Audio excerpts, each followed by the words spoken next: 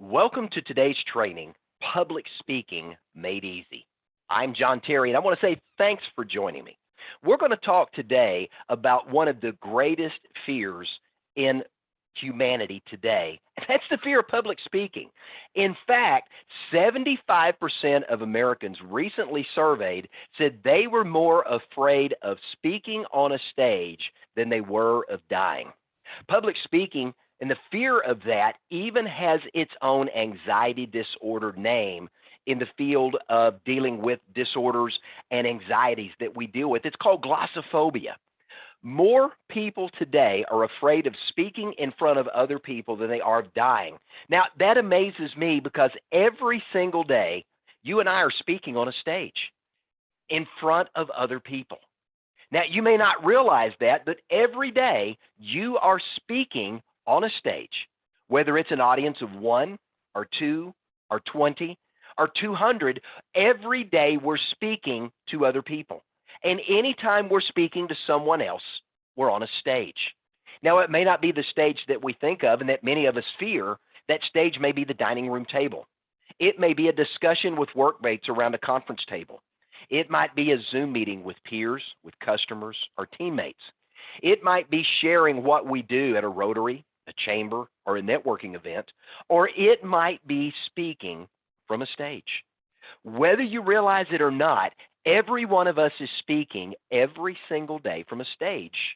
So my question really is, what's all the fuss about? And why are so many people scared of public speaking? Now, maybe you never thought of public speaking this way, but you should. So over the next few minutes that we're going to be together, I want to share some tips to help you gain more confidence as a speaker in a variety of settings. Now, in the event you don't know who I am, let me quickly introduce myself. My name is John Terry, and I'm known as the Black Belt Leader. What do I do? Whether it's helping people learn how to master their life, their leadership, their communication, their mindset, their careers, or helping organizations master their productivity, their sales and marketing, or their team building, I help people become a black belt master at whatever it is that they do. So if you want to become a black belt leader in life, you're in the right place. And in this time we're going to be together, I want to turn our attention to how you scale your results as you discover how to become a more effective, more dynamic personal speaker. So let's get started. Let's start with talking about knowing your audience. Now, if you ever find yourself in a position of speaking in front of a group of people, there's usually a reason that happened. If you've been asked to speak, it's because somebody else believes you've got something to say, some knowledge to impart, or some insight to reveal to those that are going to be listening. Now, that in itself should give you great confidence to realize that someone sees something in you they want other people to see or hear for themselves. Now, the key is to make the presentation, the speech, whatever you want to call it, about the audience. So before you begin, anytime you're invited to speak, you need to give thought to who you're going to be speaking to and what it is they want and they need to take away from the time that you're spent addressing them. Remember, the person who invited you to speak has an agenda. They ask you to speak because they have something they want to accomplish, or they've got a specific outcome they want the audience to experience or learn or realize as a result of spending time listening to you talk. So once you've uncovered what your audience wants or needs, now you know what you need to deliver. So if you're there to entertain them, hey, have fun and make them laugh. If you're there to educate them, teach them, and inspire them with your knowledge and your passion for what you do. If you're there to challenge them, then pour your heart and your soul out and rally them to a cause that's greater than themselves, excuse me, by sharing your own personal stories and invite them to join you on a journey. Now remember, every audience is different. Just like speaking to a room full of kindergartners is different than speaking to a room of people that are graduating from college, every audience is different. So taking the time to understand who your audience is and what they want and need from you can give you great confidence to know what to deliver and what the intended outcome is for your audience. Now, it's pretty obvious, but it's something I often see not done as people are preparing to speak, and that's rehearsing and getting ready to make the presentation.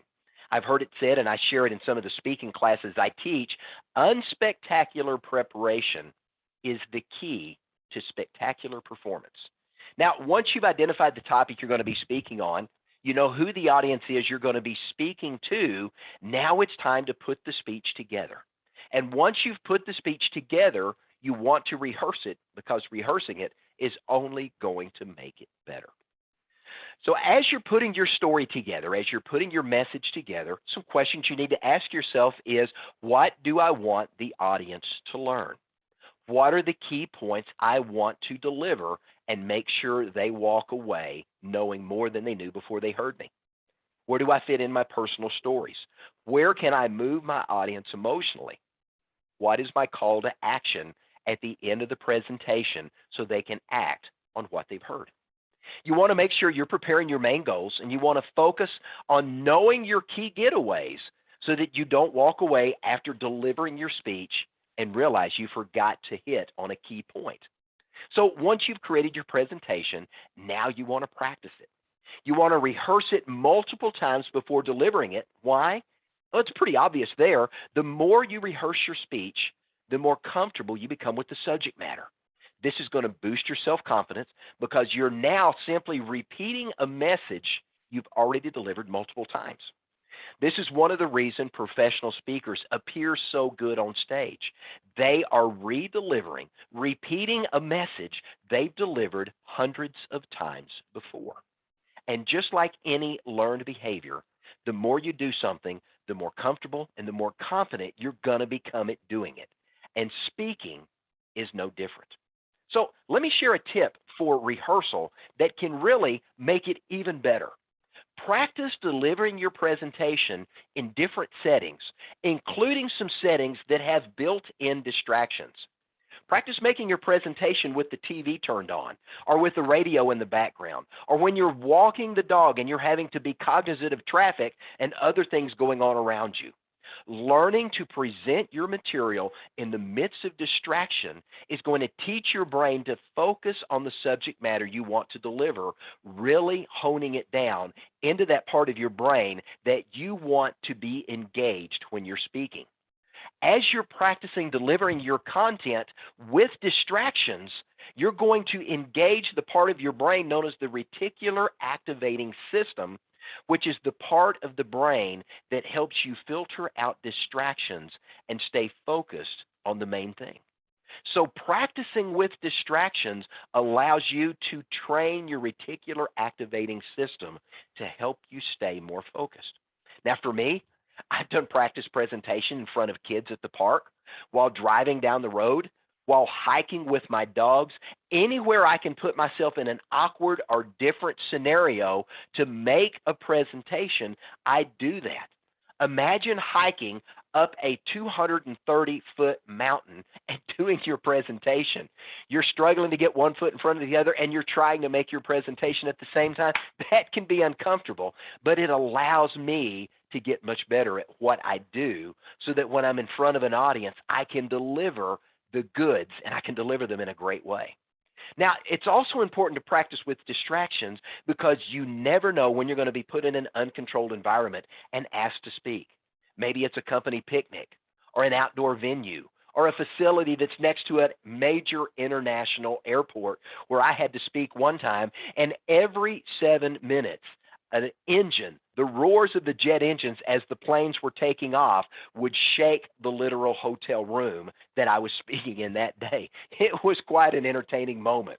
Or I remember another scenario with distractions where I was asked to come speak at a restaurant thinking I was going to be speaking in a private room, and the individual that asked me to speak decided to save a few bucks and put me in the main part of the restaurant, sequestered in one corner, while everybody else around me that was not a part of our event was there eating and having their own conversations. Learning to practice with distractions can be a very valuable tool to delivering when distractions occur. Now, if you've got an opportunity to practice your speech in part or in whole, where you're actually going to present your presentation, that is always a plus. Why? Because stages come in different sizes and different configurations. The props that you may want to use may not work if the stage area you're going to be on is small or very large. Your movements may be restricted, or you may now have to move more than you're comfortable moving to be able to engage with the audience on an overly large stage. Now, even if you can't physically get on the stage where you're going to be speaking ahead of time, but if you can get in the room, I love to do a walkthrough of a room prior to the event, setting in some seats where the audience is going to be sitting, looking at the stage where I'm going to be speaking, so I can get the feel of the room from the view of the audience. If I can get into a room, I can pick up on the vibe that that room is giving off, and I get some idea of maybe how I want to stage my presentation to create a better outcome for the audience. If I can get the vantage point of the audience, then I feel like I've got a better understanding of what they want to experience and how they're going to see me on the stage. And then if I can get on the stage after doing that, I now have a vantage point of how I'm going to see them. That can be powerful. One other thing with familiarizing yourself with the environment before I jump to the next slide, it's also a good idea to understand where you're going to be staged prior to speaking, to figure out and practice how you're going to come onto the stage and how you're going to exit when you're done, so that you don't look the fool walking on or walking off. Now, you also want to take every opportunity to practice in front of an audience before you're speaking in front of your real audience. So rehearsing by yourself can be good. I encourage you to do that. But rehearsing in front of other people is even better. And even if they're not paying full attention, the opportunity to be in front of a group of people is going to allow you to work through the nervousness of being in front of other people. It's an opportunity for you to practice, to get more comfortable with your delivery, and at the same time to deal with distractions and interactions of people that may or may not be paying attention to what you're doing. But the idea of practice is this: the more you practice, the more second nature your speech is going to become. It's going to put you in a much more comfortable position because you know what's coming next. And when you know what's coming next and your speech becomes much more comfortable to you, you can now spend more time paying attention to the audience and how they're responding to your message and how they're engaging with you. And when you're more in tune with your audience, you're much more relaxed, you're much more engaging, and now you can connect with your audience in a much more personable level than you did before. Now, one last tip there, and then I want to touch on body language. If in those practice sessions you can have someone videotape what you're doing, you can go back and watch that so that you can look at and listen to your delivery and watch your movements and see whether or not you're fidgeting on stage or you're engaging in movements that's going to be a distraction to your audience. And that brings me to this very next important area of learning to be a public speaker and being an effective dynamic public speaker, and that's practicing not only your words and your intonation and your tone, but your body language. The words you say are going to be very important, but your body language sends its own message that can be as powerful and sometimes more powerful than the words that you're speaking. In fact, your nonverbal communication is either going to make or break your presentation, because what we know from studying human behavior and how people engage in conversation, the vast majority of our conversation that take place with other people is nonverbal, things other than our words. The last thing your audience wants to see when you're on stage are nervous gestures. They don't want to see you sending nonverbal signals that aren't congruent with the words coming out of your mouth. You're making a positive affirmation statement and your head is shaking no. You're sending a missed message of whether or not you actually agree with what you're saying. And if you don't appear confident on stage, no matter how powerful and convincing your words are, a lack of confidence by being displayed in your poise, your posture, or your movements are going to negate the power of your words. Now, when I'm talking about nonverbal communication, what am I talking about? Your body posture, your movements, and your facial expressions. Now, you want to be expressive on stage, but you want it to be natural. You don't want to look like a mannequin on the stage that never moves, but by the same time, you don't want to be like a young man I recently had an opportunity to be on the stage with. It was one of his first times to speak, and he was like a caged tiger, wandering back and forth across the stage, never really looking at his audience, but walking back and forth from side to side. As a speaker, you want to stay in the center third of the stage as much as possible so you stay connected with everyone in the audience and turn slightly to the left and slightly to the right to stay engaged but not pace back and forth or not simply be frozen like the Tin Man without your oil can. Now, remember, too, that nonverbal communication can be a very powerful way to anchor an important point. As you're making a crucial point in your presentation, to lean into the audience can be a very powerful nonverbal signal. If you're sharing something that you're inviting the audience to join you in and you extend your arms in a gesture of inclusion, again, another powerful body language signal. You're making a very dramatic point and you go into the Superman pose or some type of power pose. Again, those body movements that reinforce what you're saying can be very valuable. And remember, your nonverbal communication is going to carry a lot of the message you're going to deliver. So give thought to not only the words you're going to say, but your body posture, your movements, and your facial expression so you can engage. Now, remember, your audience is there to see you, not to see you with your eyes glued to a piece of paper. They want to know that you are speaking directly to them, and good speakers understand this. One of the tips I share with new speakers in the speaking classes that I teach is when you walk into the room and you get onto the stage, you want to speak to 3 specific points in the room. One is in the center of the room between a third and halfway back of the audience. The second is to the right side of the room, again, somewhere between a third and a halfway back. And the third, you guessed it, is the left side of the room, about a third to halfway back. You want to find 3 specific points that you can look at. Maybe it's a chair or it's a point between 2 chairs, but you want to fix your sights on these 3 strategic points as you're speaking from the center third of the stage, because when you do that, there's a psychological impression it gives the audience that you're looking directly into the eyes of everyone in that section of the room. There's something magical about looking at a strategic point in the middle of each of the key sections between a third and halfway back that can make that powerful. And even if you never look a single person directly in the eyes, everybody in the audience believes you're looking directly at them. Now, once you get more comfortable with your talk, you can and should start making eye contact with some people in the audience. As they're nodding or they're engaging in some way, you want to acknowledge that. You can crack a joke if you say something and they laugh and nobody else did.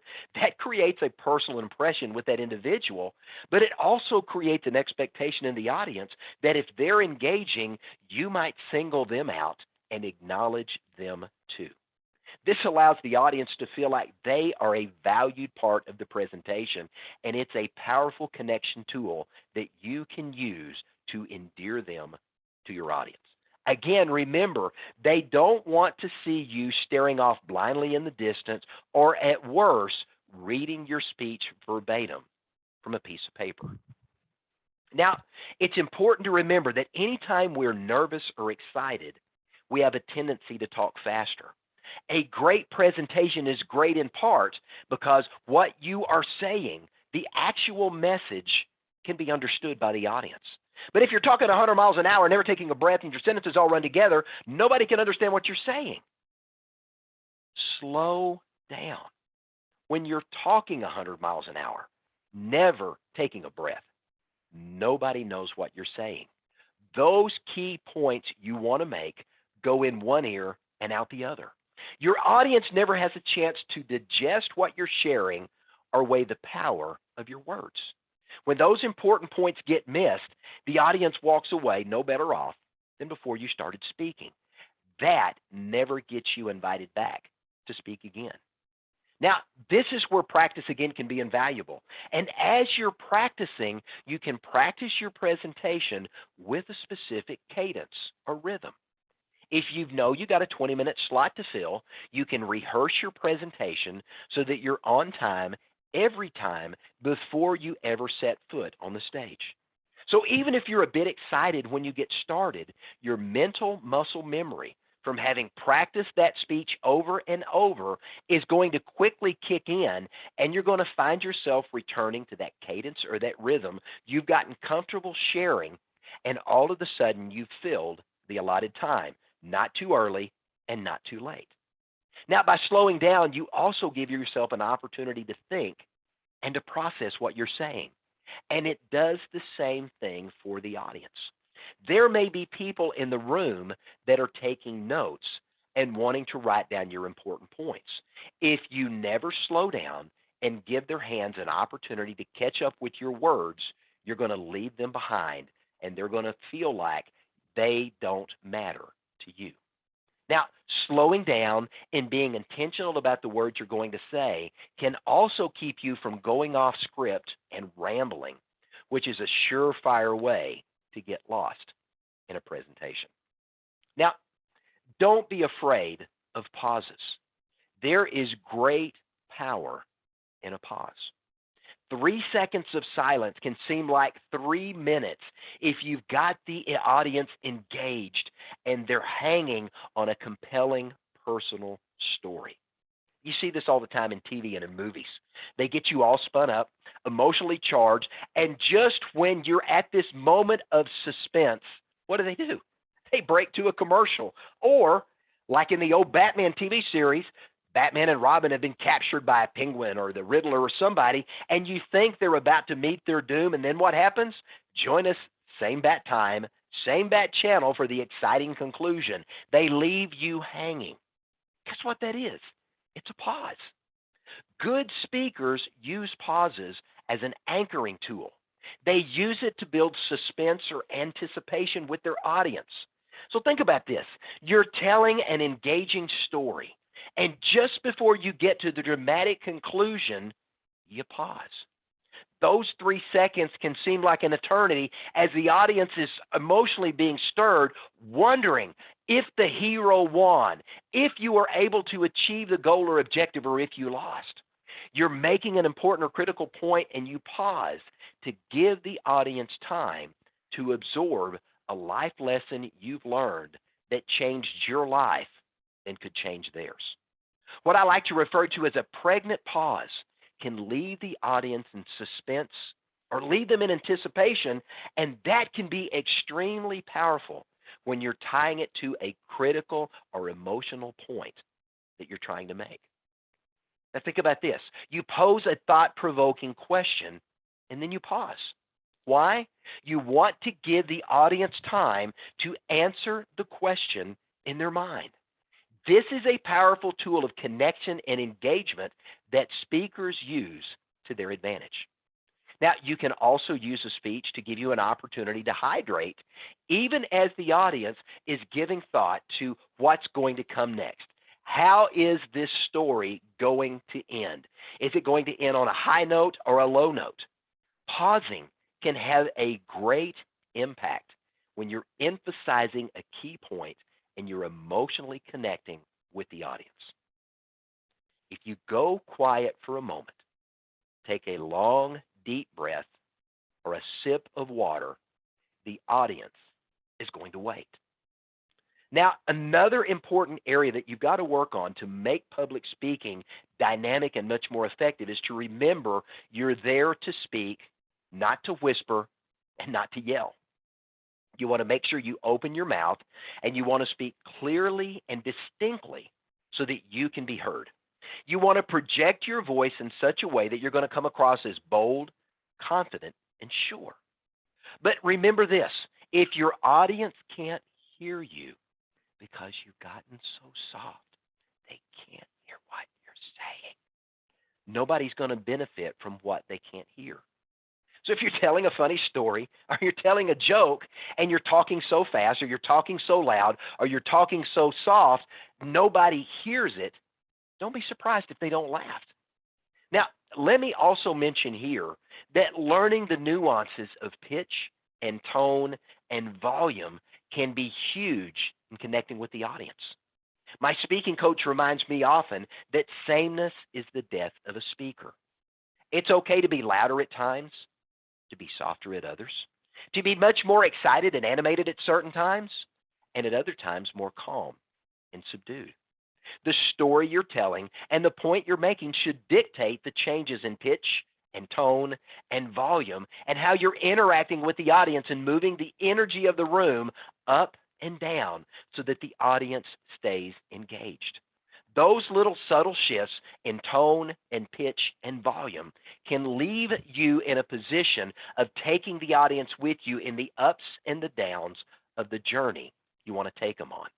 It also avoids the Bueller scenario of becoming that monotone, boring speaker that nobody wants to hear. Now, when you're speaking, you want to make sure you're going to be heard. You want to be genuine. You want to be passionate about what you're sharing, but you want to make sure that you're speaking in a tone that people can actually hear. Also important to remember is we as human beings are emotional creatures. And anytime you're speaking, there needs to be an emotional element to your speech. Humor can be a very powerful connection tool, especially if it's done correctly. One of the best types of humor you can use is self-deprecating humor, making fun of yourself in some way, because that's something usually everybody can chuckle with. And if you can laugh at yourself, others feel okay laughing along with you. So if you're going to tell a story, it's a good place to insert a bit of humor, making fun of yourself in some way, and really connecting yourself with an audience. You know, people love a good story. So when you can take them on a journey with you, you're going to connect them in a special way. And as long as the story you're telling is going to relate to what you're speaking about, the specific point you're trying to make, it's okay to take them on a journey of discovery with you. Remember, telling a story is going to engage them emotionally. It's going to take them with you somewhere, and it's going to allow them to experience something that you've learned in a personal and intimate way. Some of the very best speakers that I know and that I love to listen to on a regular basis are dynamic, powerful storytellers. And stories are important for a reason. They are built into the DNA of our species. It's how we learn. It's how we pass on our lineage and history. It's how we share life with those around us. Think back to the early developmental years of your life. You probably sat in your grandmother or grandfather or mom and dad's lap, and what did they do? They read you stories. They told you stories.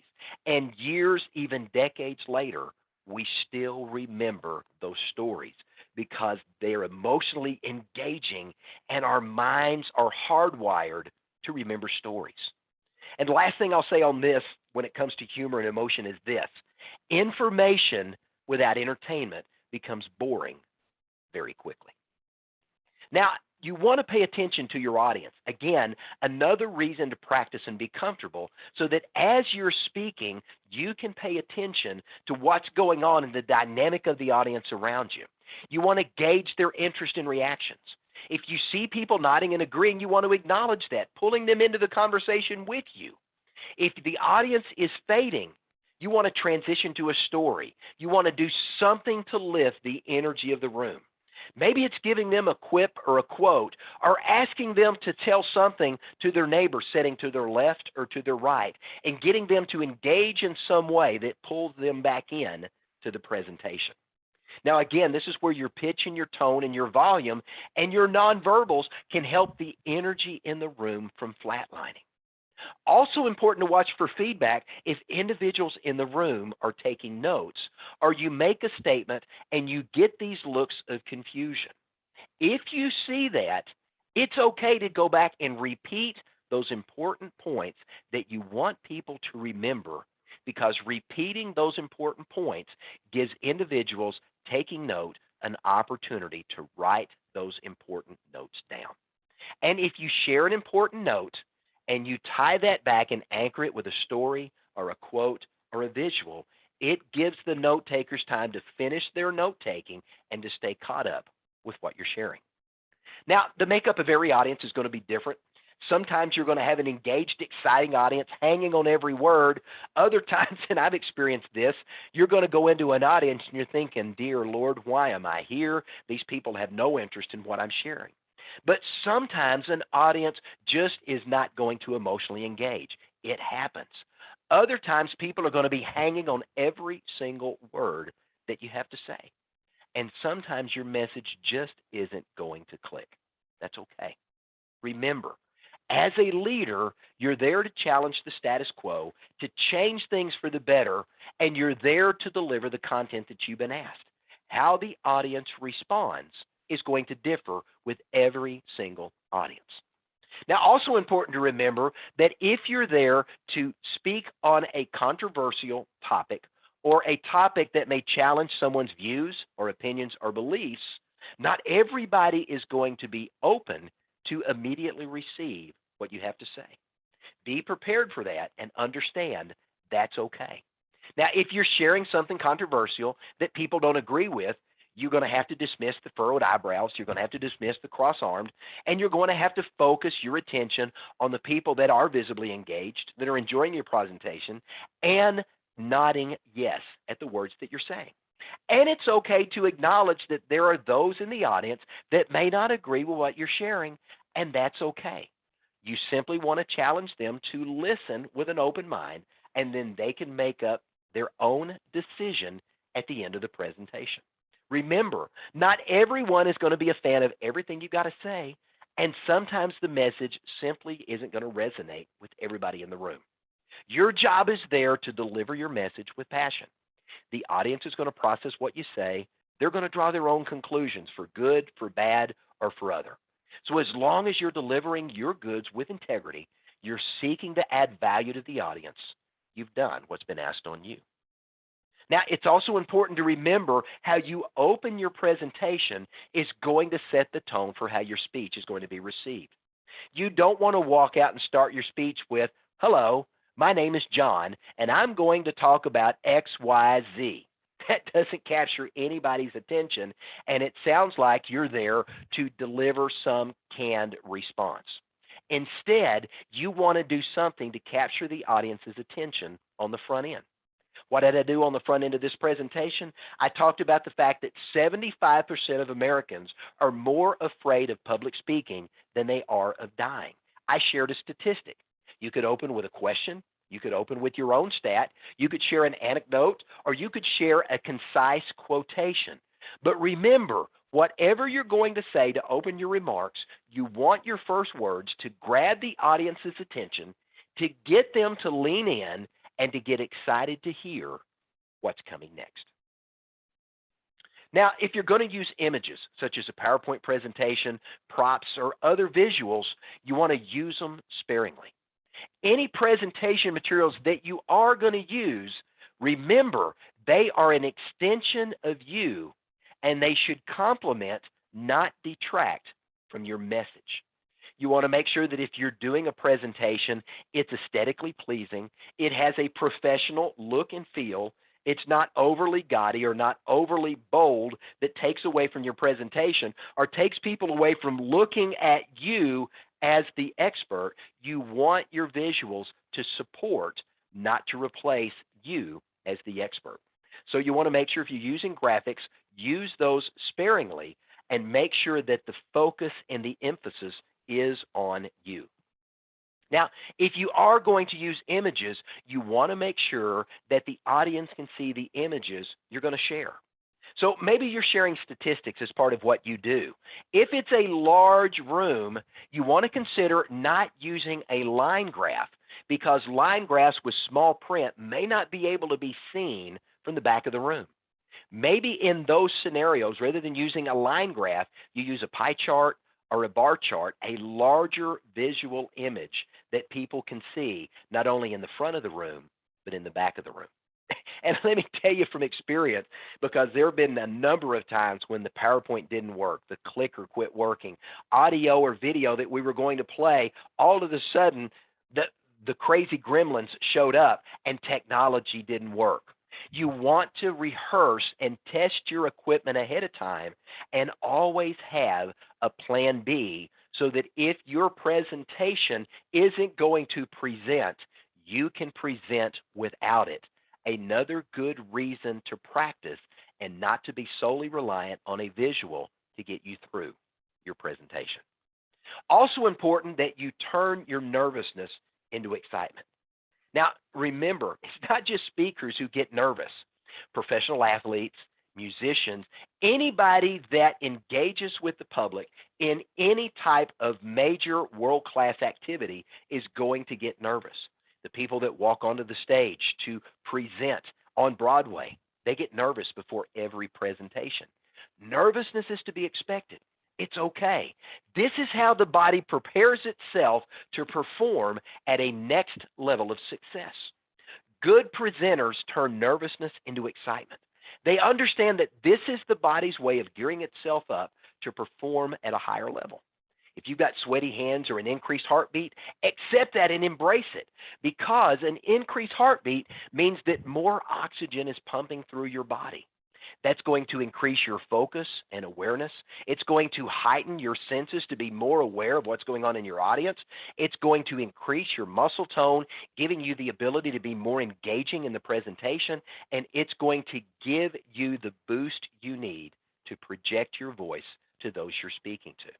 It's one of the reasons when people come out early in the presentation, you'll often hear them say how excited they are at having the opportunity to speak to the audience.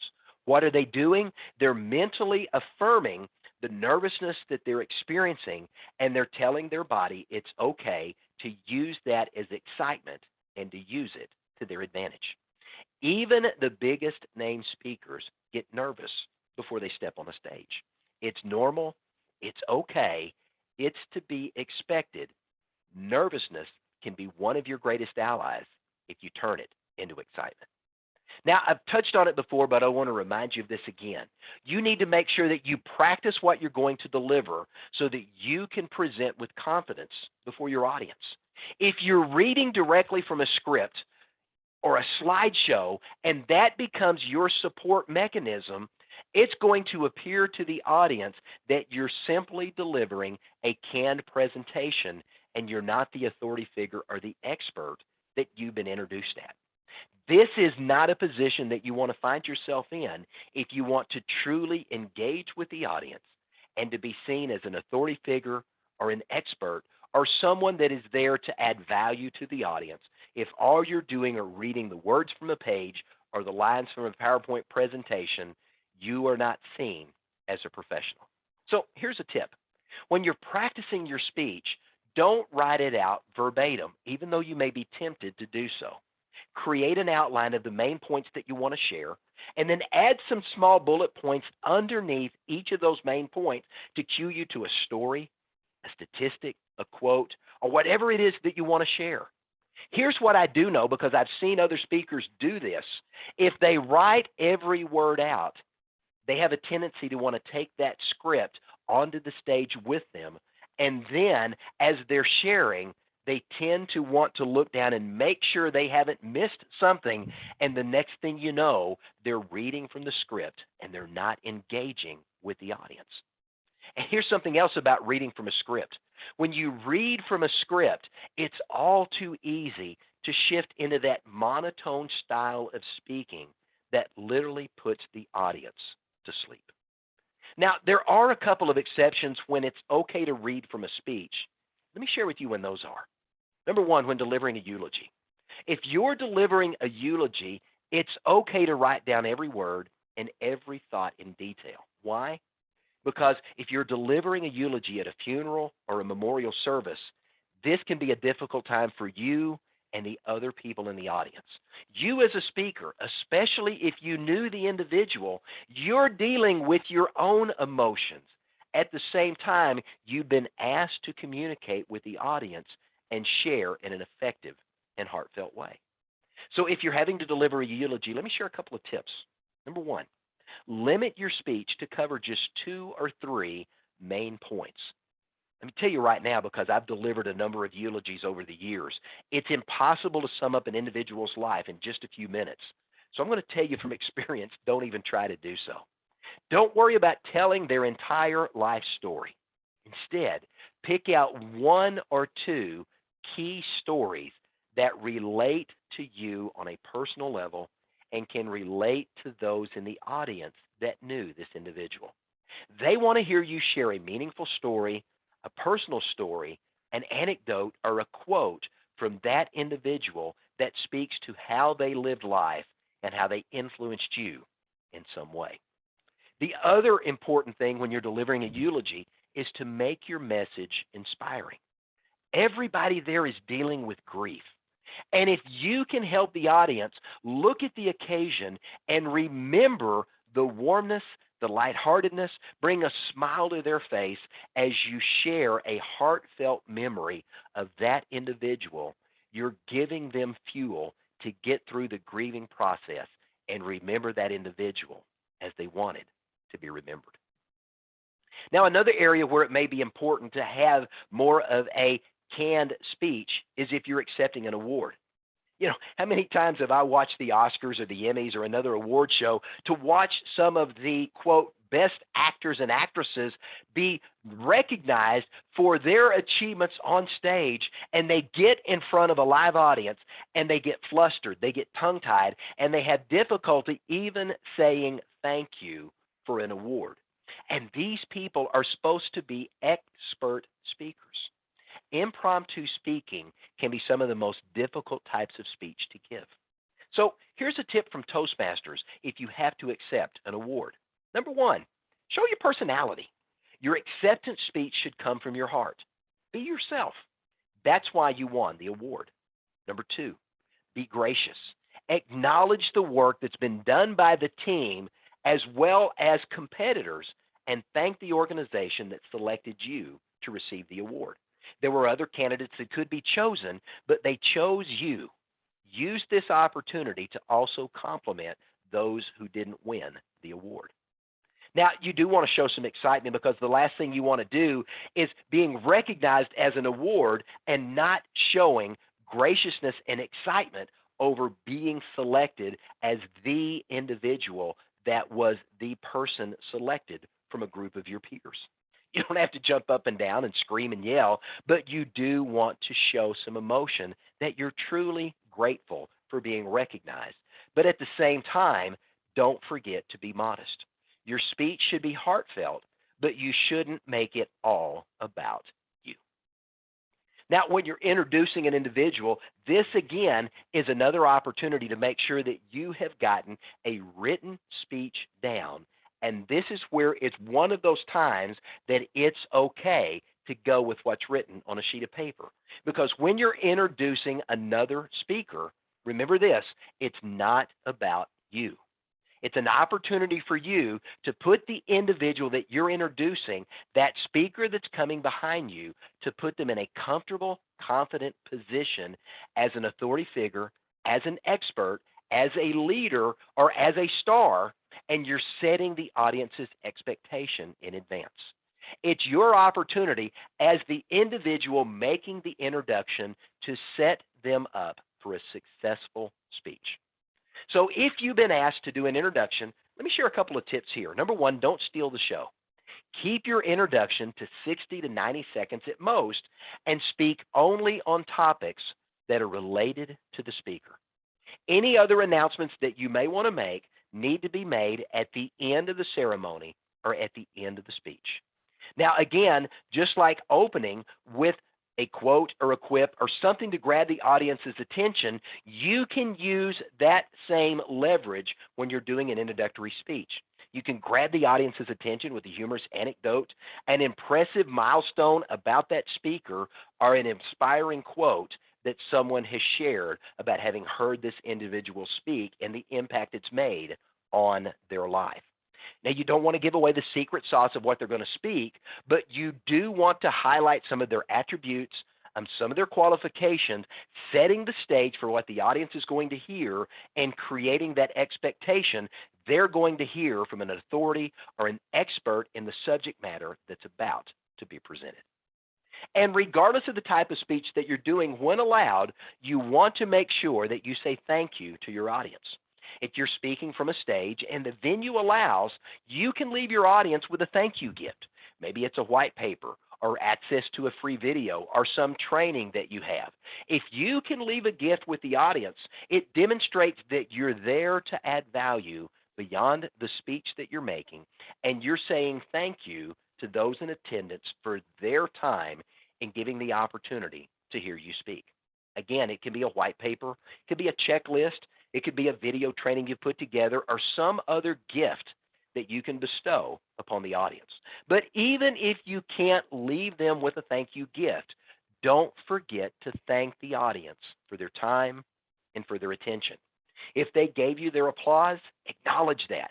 Thank them for being in the room, and thank them for the opportunity you had to share your insights, and thank them for investing in themselves for being there.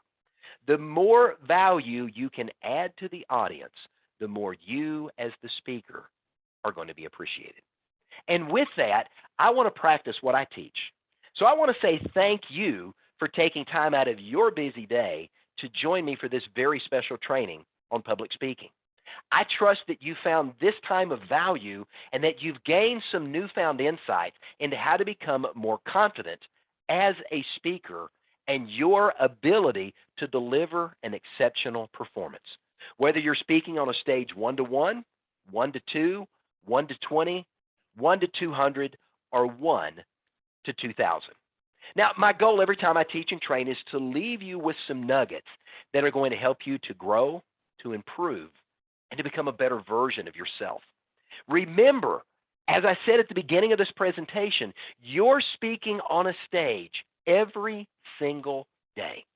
It may be with your spouse, it may be with your children, it may be with coworkers, employees, employer, it may be vendors, it may be a Zoom call, it may be a physical or digital stage. But regardless of the number of people, I want to encourage you to take what I've shared today and add it to what you're already doing and continue to hone your skills to become a more dynamic and a much more effective speaker. I believe that some of the insights I've shared today are going to be valuable tips and tools to help you become more confident and have the ability to speak much more fluidly, much more dynamically, and have the opportunity to be invited back. Now, for those who want to go deeper or perhaps want to make a living as a public speaker, I do offer additional training on public speaking. That's a separate venue from this, but I did want to mention that. So if that's of interest, please feel free to contact me through my website, beablackbeltleader.com, or connect with me through any of my social media platforms. And of course, my goal in working with you today is to help you not just be a more confident speaker, but to learn to become a black belt master at public speaking. After all, each and every one of us want to live life with black belt excellence as we discover, develop, and deploy our own unique black belt leader within, and learning to be a more effective speaker is one of the ways that you can make that happen. Now, I quickly, as we wrap up, I want to say thank you to our sponsors who made today's training possible: Vision Advisors, Hall of Fame Financial, Rocket Fuel Design, the International Martial Arts Council of America, the United States Martial Arts Hall of Fame, and Real Life Management. I'm John Terry, the Black Belt Leader, and I want to say thank you for joining me. If we haven't already connected, I encourage you to visit my website, beablackbeltleader.com. There you can subscribe to my free blog. You can actually, while you're there, you can go connect with and follow me on anchor.com, where I put out a weekly podcast, again, free of charge, an opportunity to continue your own personal growth journey. And while you're there on the Contact Us page, you'll find links to all of the social media platforms where I'm regularly sharing tips, tools, insights, and pearls of wisdom to allow you to continue to discover, develop, and deploy your own unique black belt leader within. I want to say thank you once again for taking time out of your busy day to be with me today. I wish you a great day.